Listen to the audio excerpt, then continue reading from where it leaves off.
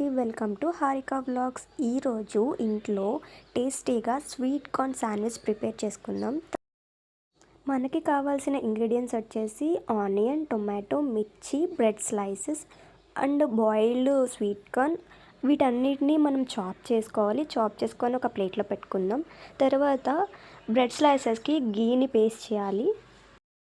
మనం చాప్ చేసుకున్న ముక్కల్లో కొంచెం సాల్ట్, పెప్పర్ వేసుకొని బాగా మిక్స్ చేసుకొని వాటిని మనం గీ పట్టించిన బ్రెడ్ స్లైసెస్ మీద ఇలా వీడియోలో చూపించినట్టుగా పేస్ట్ చేసుకోవాలి.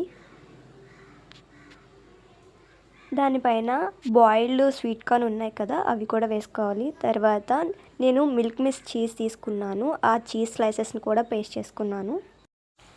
మరొక బ్రెడ్ స్లైస్ తీసుకొని మనం ఈ శాండ్విచ్ని రెడీ చేసేసుకుందాం. ఇప్పుడు స్టవ్ ఆన్ చేసుకొని ఒక పెనం మీద గీ వేసుకొని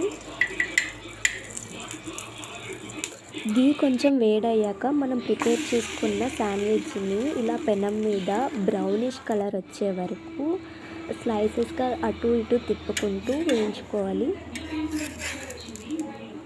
2 సైడ్స్ బ్రౌన్ కలర్ వచ్చే వరకు మన శాండ్విచ్ని కాల్చుకోవాలి.